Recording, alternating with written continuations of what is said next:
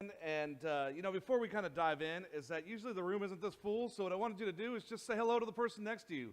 And that person happens to be your spouse, then say the hello to somebody else, okay? So you've already said hello to them. So say hello and just good morning or whatever, but we did this to create community, so we wanted you to say hello to people. So hi, welcome, good morning, and all the people that are watching online, good morning as well. So, as you're returning to your seats, a question for you as you start thinking about something. Why does Jesus eat with sinners? Why does Jesus eat with sinners? And you look at it and you read the Bible and you read about all the interactions that he has. He eats with the prostitutes. He has dinners with them. He has dinner with the broken. He comes there and he sits down and he has dinner with them. He has dinner with the lonely. Why does he eat with the ones that are so far from him? Why? You guys ever notice this? That every time you read, he's the tax collector. He's reading with this person who's an outcast, this person, that person. It never says that he sits down and eats with the holiest of holies, right? It never says that, right? He always eats with the broken.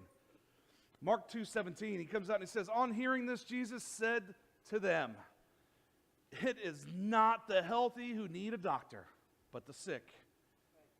I have not come to call the righteous, but the sinners. That's what I want you to do. I want you to look around the room, and I want you to look around a room full of sinners. Because each one of us, we are all there. All of us. And if you think that you're not a sinner, then you're sinning right now because you're lying to yourself. Sinned automatically.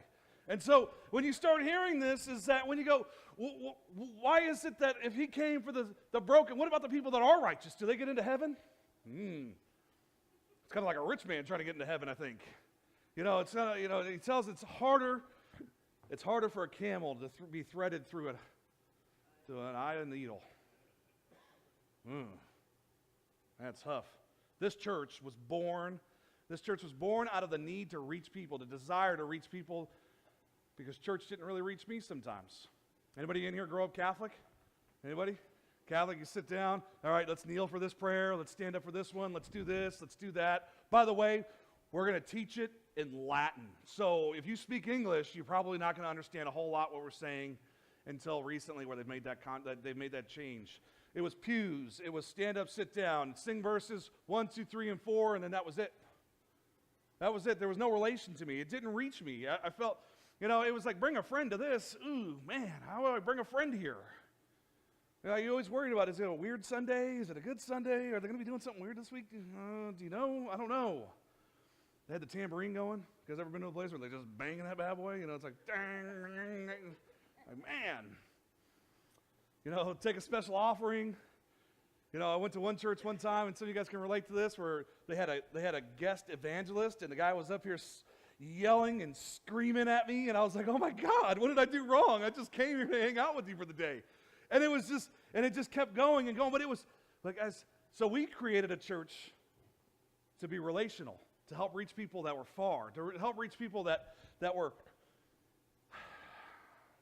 being reached by others. And that's really the big thing, is that when we created this, we said, what do we got to do? We want a church that where people, they get up in the morning from this recovering, this hangover from the night before, where they can walk in the door here and not feel guilty. That they can walk in here and go, I got up, man. I'm trying to meet with him. Where they go, oh, you were out drinking last night? Oh, shame on you, naughty, naughty, naughty. You're 22 years old, what's wrong with you? In the Bible, it says a few days later, when Jesus again entered Capernaum, the people heard that he had come home. They gathered in such large numbers that there was no room left, not even outside the door. And he preached the word to them. Some men came begging or bringing a paralyzed man to him, carried by 4 of them. Now, I want to stop here for a second.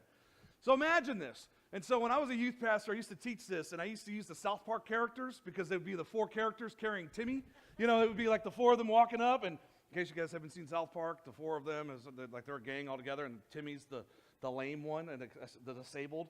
And so they grab him and they're carrying. And so I imagine this happening. They get there and they're banging, they're knocking on the door. We need to see him. We got to get our buddy to him, because he can heal him. He can do it. And the people are there like, no. The room is full already. There's no room. And so what do? What do? They come out and they go, oh, well, we're going to do this. We're going to get him there. Since they could not get him to Jesus because of the crowd, they made an opening in the roof above Jesus by digging through it and lowering the mat the man was laying on. And when Jesus saw their faith, he said to the paralyzed man, "Son, your sins are forgiven. Get up and walk." Get up and go. Listen to this. We created a church to reach people that were far from God. Just like these four guys, they go, okay, we're going to get him to Jesus. We're going to do whatever it takes. Doesn't matter what it takes. We're going to do whatever it takes. And actually mean it. And mean it. Because a lot of times we say, oh yeah, I want to reach people for Jesus. I want my friends to know him. But we're not willing to do anything. You're not going to cut a hole in the roof, right? Nobody's in here going, hey, Mike, we can't get in. Let's cut a hole in the roof and lower our buddy down. It's 24 feet up there, by the way. It's like you're not looking at this and going, I'm going to do whatever it takes to get him there. It's like one of these things, what are we really called to do? If we know that they're not healthy, because they're not, we've already come to this conclusion, everybody's a sinner. Everybody needs to come to Jesus. Everybody needs to come meet him. Everybody needs to have this relationship. But yet we're not trying to get them there. We are not trying to get them there. I want you to think about something. Melissa and I were watching some show this week. Maybe it was last week. I don't know. 85% of America think that they have some sort of religious affiliation. 85%. So 2% of that is Muslim. 2% of that is Jewish. 80%, it's like 81 and a half or something like that, says that they are Christians. They say that they're Christians. Guys, 2% of them show up to church. That's it. 80% say, oh, I've got my own little spiritual way. I'm going to get into church. I'm going to do that. Wait a minute. He told us we have to come together. We have to bring, the four friends saw it. They said, we got to get him to Jesus. We got to do whatever it takes. As a church, we will do anything short of sin to reach people who do not know Christ. To reach people no one is reaching, we will do things no one is doing. And I told you this a couple weeks ago. We will do anything short of sin to reach people who don't know Christ. Anything. I don't care what it is. You can go, I want to do this, Mike, let's do it. As long as we're not sinning, we are going to do it. To reach people that no one else is reaching, we have to do things no one else is doing. Think about this. If they wanted to go to another place because they thought it was going to be relevant, they would be there already. We have to reach people where they are. They say all the time, 50% of America says that church is no longer relevant to me. It's no longer relevant. I go in there and they make me feel guilty and it's not relevant. Well, wait a minute. What are we doing wrong then? Where did we lose and we had this drastic shift and we missed what we were called to do? We're called to go reach the broken. We're called to go reach the sick. We're called to go reach the sinner, and yet we've made it to where we're not relevant anymore.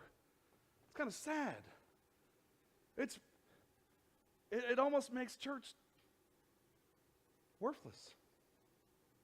What are we doing? What are we really doing? Do we have a love for people without Christ?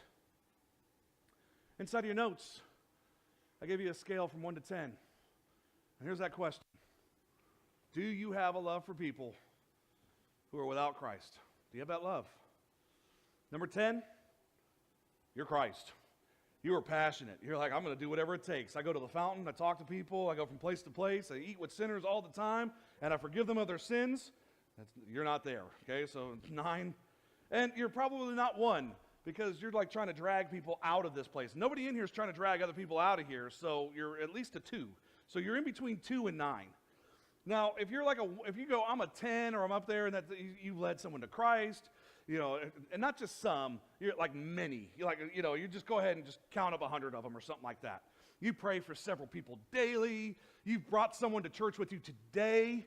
Just kind of one of those things. Every time that you come here, you've got like a carload of people that you're like, come on, guys, we're going to church. Let's go. Nobody's a 10, right? We're good? Okay. And then you go the other way. No, you've never led anybody to Christ. You've just said, I come in here because I like the coffee. It's okay. It's not bad, but it's not the best coffee in the world. You know, you rarely bring people to church. You know, and if you do, it's because they fell asleep in your car and they just haven't, you know, they're like, oh man, you're still in here? What's up? You know, you get them here. You aren't praying at all. You just don't even pray to God. You don't pray at all. You're just like, oh, no, I got it all on my own. Anybody in here like that? That's, you know, so you can kind of judge yourself in there in between someplace. The question is where you land. Where at? Because so often we don't land where we think we are. We have to realize that if we're going to reach people for Christ, we're going to bear some burdens. There's going to be some things that we're going to have to carry. In Mark 2:3, some men came, bringing to Jesus a paralyzed man carried by 4 of them. You know, the problem is we like to do this drive-by witnessing. We like to do it all fast, and we drive by, and we like throw the flyers out the window, come to church, and we just, or, you know, we go hand them out on the door hangers, and we don't really have this interaction with people. We just do drive-by witnessing. We don't actually have a conversation. You know, and then people become very skeptical of what we do. We're like, oh. The problem is people need to know we actually care about them. So what Jesus would do, Jesus would get together with them. He'd have a conversation, and people knew that he cared. He knew. You know, if you were to talk with him, he would actually, and it wasn't one of these things, it wasn't like one of those fake things where like, whew, that's all done. I don't have to say anything anymore.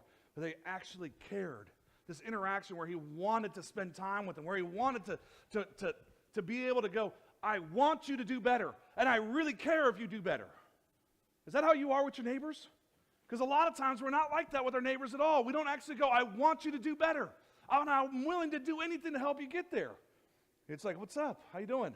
And that's the extent of loving your neighbor. You go, at least I don't talk bad about them until I get inside.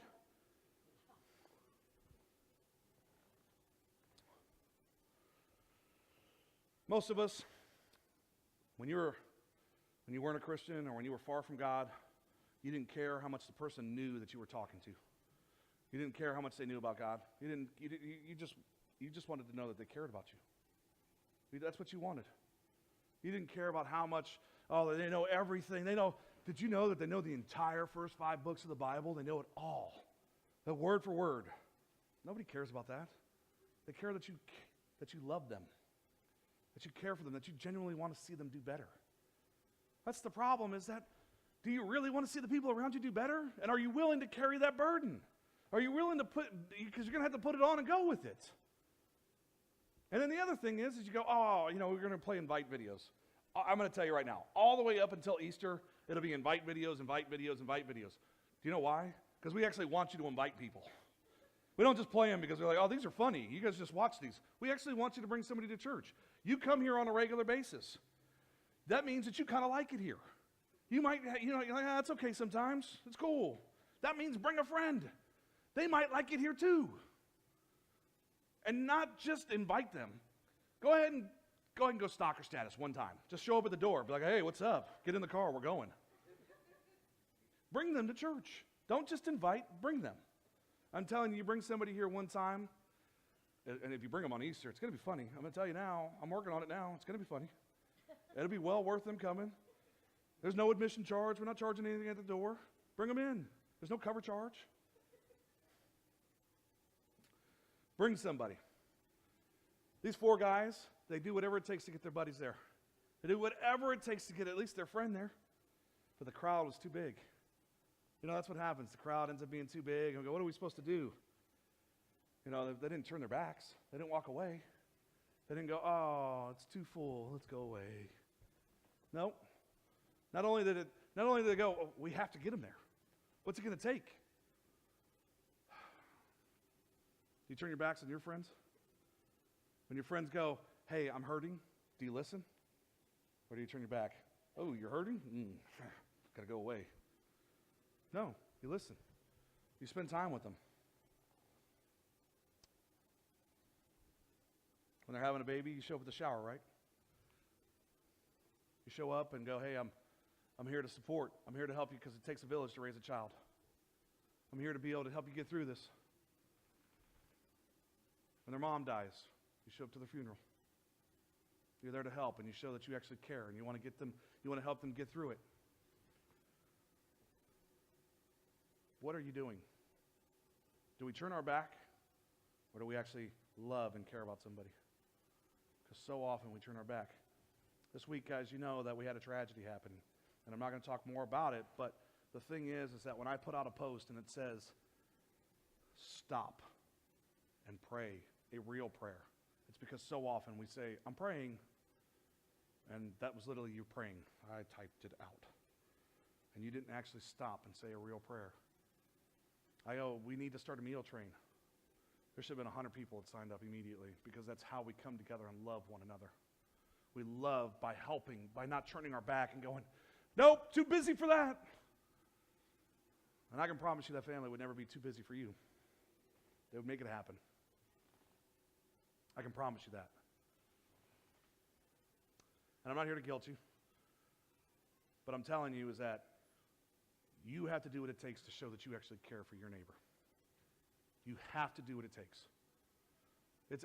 It's gotten too easy to make excuses to sit on the sidelines and go, I'm not going to care for my neighbor, I'm not going to love them, and I'm not going to do whatever it takes to bring them to Jesus. We do whatever it takes short of sinning. Whatever it takes.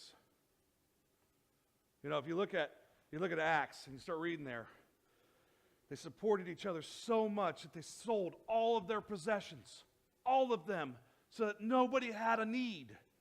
And I can promise you, we can just start, I could pass a piece of paper around, starting at each row, and everybody's got a need. I've got this going on, I need this, I need this. Actual needs. How much are we caring for one another? When all of us have needs. Each and every one of us have a need. A real need. What are we doing? What are we, it's like you look at it and they go, they did something. And I'm going to tell you right now, the need actually is sitting in this room. The fulfillment of it is right here. It's you.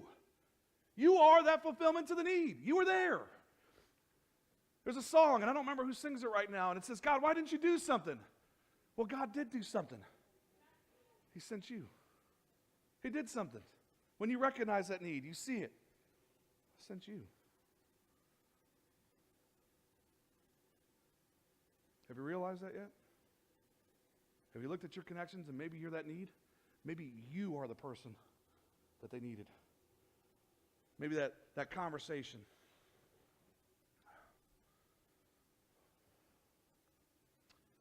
I'm going to tell you right now, in order to make this happen, it's going to take us to break some rules. That's what it's going to be. We're going to have to break some rules. You go, and guys, don't look at this and go, oh, Mike's talking about going against the Bible. No. I'm telling you is that you guys have been breaking rules all your life.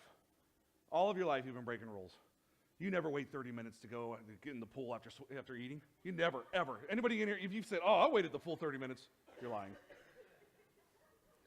When I was a kid, I never wore a helmet when I went out to ride my bike, ever. Never got my helmet on and said, oh, I'm going to go this. When I was a kid, I used to climb up in, on the window, when my mom would be taking a long drive, I used to get up in the windowsill of the back window and just lay there. It's nice and warm here. Never wore a seatbelt, ever. I ran with scissors in my hand all the time. Never poked an eye out. Never shot myself in the face with a BB gun. Always had a sucker in my mouth. I'd be running around with one of those.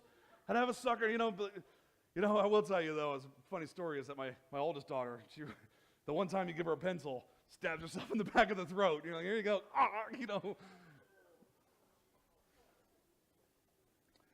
I sniffed a lot of magic markers. I thought they were like, that's delicious. Broke the rules all the time. All the time. I'm sure that you got some that you did too. I'm sure that you've had rules that you've looked at, and I'm sure that most of you don't know what the speed limit sign actually says. I'm sure most of you are like, I think it says 55, maybe 65. I don't know. I'm doing 70. That's close enough. I'm sure that you have one or two of those things that you have going on. There's somebody in here to actually testify against you for it. When you start looking at this, what rules have you broken? Because that's what it's going to take. It's going to take some of it. We're going to have to break some rules to make this happen. Since they could not get him to Jesus because of the crowd, they made an opening in the roof above Jesus. So now I'm going to stop here for a second, because this is where it gets important. So, anybody know what houses were made of back then? Adobe, dirt, straw, and crap. Crap, literally, cow manure. And that was the hardening agent right there. They would take it, and that would be what held it all together, and that's what made it watertight. And so these guys get up on the roof, and they dug. And it doesn't say that they had a saw or they went and got a jigsaw or a sawzall or any of that thing. They went up there and they dug with their hands, and they said, we are going to get our friend to Jesus. And so literally they went through and they dug through all of the crap to get their friend there. They cut the crap. Where do you need to cut the crap to get your friends to Jesus? Because at some point you have to do it. They dug a hole in the roof and they lowered their friend. Can you imagine Jesus sitting there? Like, what is going on up there? Because I'm sure it wasn't quiet. The roof, they're up there. I'm sure it wasn't like one of these peaceful things. He's in the middle of teaching, and little particles floating down. Can you imagine this? I'm trying to make this kind of funny. I don't think it was funny back then, though. I mean, it's like, hey, I'm trying to breathe down here, man. It's like, really I'm not interested in inhaling that. But that's what they did. They cut the crap to get their friend to Jesus by digging through it. And then they lowered the mat that the man was on. What has been holding you back? What have you been sitting there going, oh, next week I'll do it? Next week I'll do it. I'll do it next week. I'll invite them next week. Oh, Easter's coming up. I'll do it then.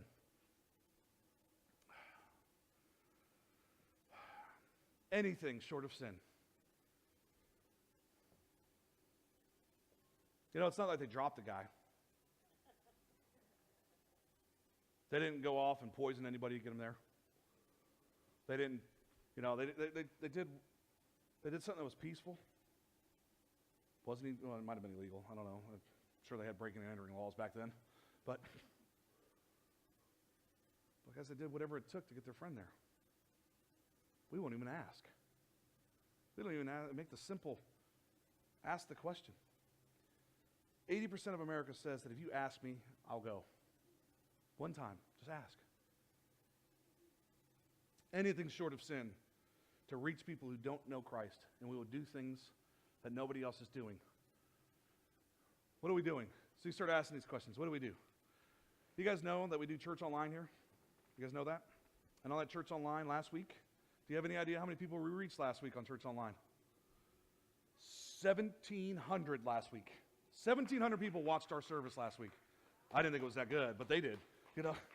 But that's how it is. 1,700 people. We don't charge for it. We don't expect anything giving to it. We don't expect anything except for trying to reach people. Out of that 1,700 people who just watched last week's service alone, 40 of them were in India. 3 of them were in Madagascar. We are literally reaching the world. It's on the opposite side of the world. We are literally reaching the world with this message for Christ. Are we doing whatever it takes? We're trying. We are trying to do whatever it takes. Start thinking about it, guys. What are you doing?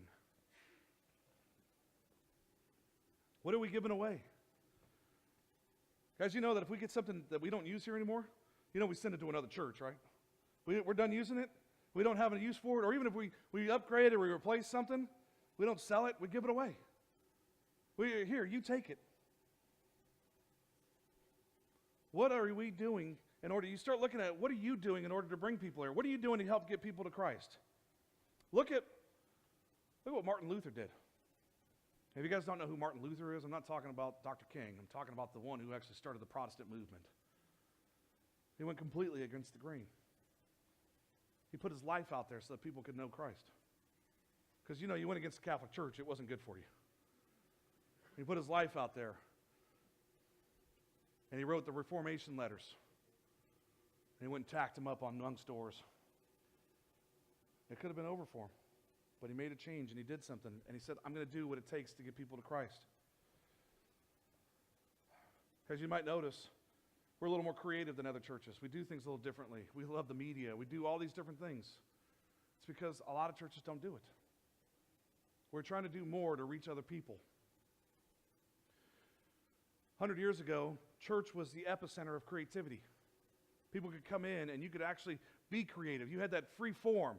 You used to go, if you've ever been into an older church, you walk into one place that does old services, that's where you'd find all the art hung out. Anybody ever been, have you ever seen where a lot of the great artworks are? Inside of churches. Most of Michelangelo's works are inside of churches. You start going to these different places. We were the center of creativity. Now we're 20 years behind the 8 ball. We're 20 years behind.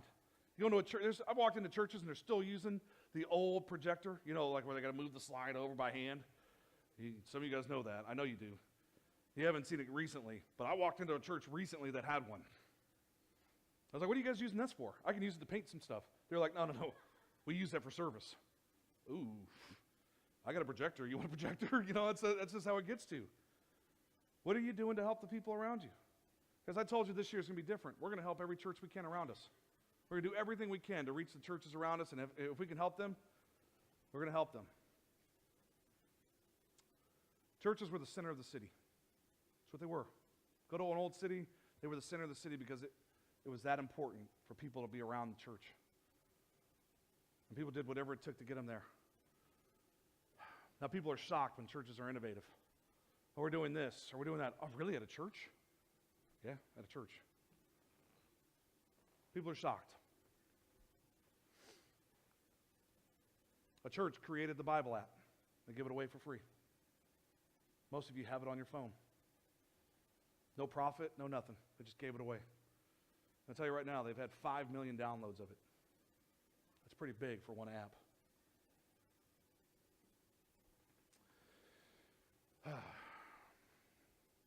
A lot of times we've gotten to this point where we've delegated creativity to Apple. Here, Apple, you take over. The iPad's great. Or we handed creativity off to Hollywood. Or we allowed the government to meet the needs of the poor. And all those things have worked away to where you get to where churches almost aren't relevant anymore. We've surrendered relationships to Facebook. Think about this. How many real friendships do we have now? But yet you got 500 Facebook friends. None of them know what your favorite color is. It's been too long that anything that had the title of Christian has been considered second rate. That's what's happened. Every time it's got Christianness in front of it. That's Christian worship music. Oh, it's second rate. Guys, Christian music is first rate. You know why? Because it puts God first. The big question comes into is, where's God land at in your life? Because over the last 3 weeks, we've talked about this 1 to 10 scale. And how often have you circled a 2 or a 3 or a 4 or a 5? Because that just tells you where the priority of God in your life is. And you start going, well, why is it that God is always down here at the end? Where have you placed him at? Where have you placed him at in your life? Because he says, put me first. God says, put me first. Don't worship any other idols before me. Don't worship any other idols. How many of us have gotten these other idols that we worship? We worship jewelry. He told us, don't worship stones. And yet, some people worship the diamonds that are worn on other people's fingers. Don't worship wood. You know what they make money out of? Out of paper, right? Kind of a form. Paper is made from what? Wood? I think we worship this a lot. Don't worship gold. More money. This is where our life is. That's what we're doing. Our whole life revolves around money, jewelry, possessions. And it causes us to make God go further and further and further and further back. Instead of having God be number one in our lives and everything else start falling behind it, it's become, nope, got to make that money. And then, well, I should probably take care of my family, and they should probably be loved too. And so that comes next. And then, I got to have that job in order to make that money, so that comes after that. And even in some cases, it goes money, job, then family. Because your job is more important than your family. And you start going down, and all of a sudden you get to the spot number 8 or 9, and you go, oh, here's a good spot for God. Put him here. And you wonder why things haven't been going the way you thought they should. God, why haven't you been hearing me? Or why hasn't this been going on? Or God, why hasn't you answered my prayers? Well, you've made him number 8 or 9 in your life instead of number 1. I know it's tough. You go, I got to change a bunch of things. Nope.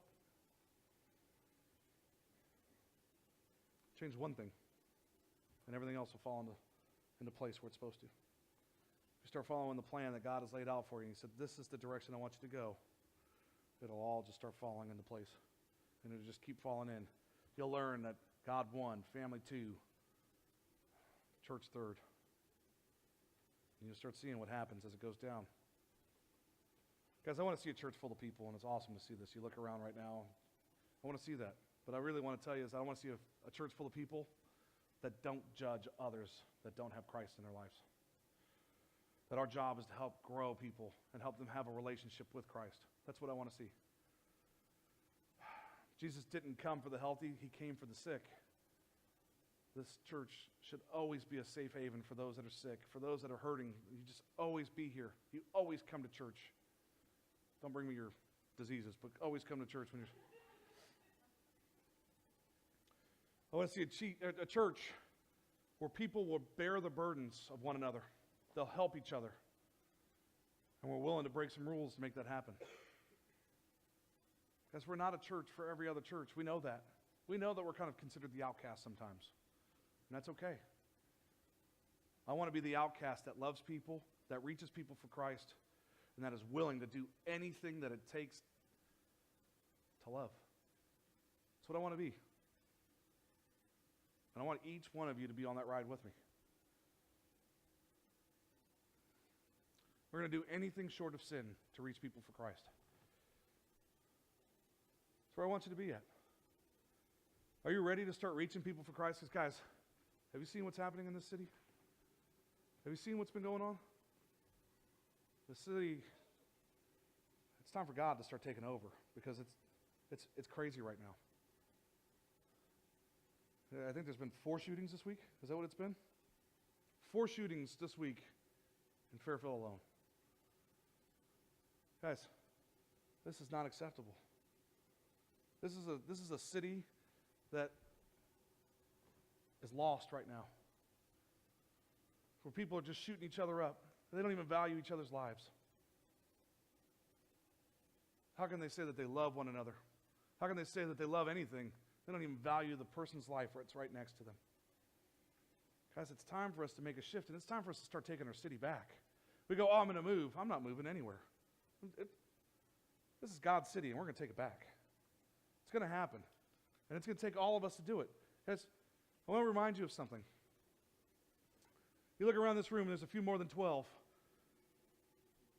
But the 12 took over Jerusalem. They took it back. The 12 of them, they came out, and they took over, and they loved. And everybody goes, what are they talking about? Because I want that. I want to be part of that. I love that they share one another's burdens. I love that nobody has a need, and they saw that there was something different. Guys, is there something different here? Because there is. I look around the room, and I go, there's something different with each one of us. We all bring something to the table. Each one of us do. And we've continued to just step back and go, yeah, maybe later. Maybe next time. As I'm going to tell you right now, it's time to cut the crap. It's time to cut the crap and get your friend to Jesus. Your neighbor to Jesus. The people that are sick. Get them to Jesus. It's time to make a change. It's time to reprioritize. It's time to stop putting off everything you go, oh, I'll get to it later. Get to it today. Make a change and put God number 1. And let's start loving. Let's pray. Father, thank you so much. You give us this example of 4 friends coming together to bring one to you. They did whatever it took. They cut a hole in the roof. They did whatever. They weren't willing to let some small thing get in the way, whether it was them being embarrassed or them being afraid to be able to share what they feel, or they just said, we're going to do whatever it takes to get our friends there. God, we ask for the courage to maybe even just get ourselves there. God, I know that some of us have walked around and we've just been lost, and we haven't even been able to walk ourselves in the room to get to you. And today is our first time walking in going, God, I want to reconnect and get some barbecue. But I really want to reconnect with you. I want to love, and I want to start this process of starting to know you and starting to know those around you and starting to love like you showed us to love, by eating with sinners, by loving my neighbor, even though they make me mad so often. I still love them and want them to come to church and want them to come to know you. I know that I need to know you. I need to have this deep love, this knowing of you in my heart. Because for so long we've walked unfulfilled because you haven't been part of it. God, I want to change that today. I want to reach out and I want to recommit myself to you.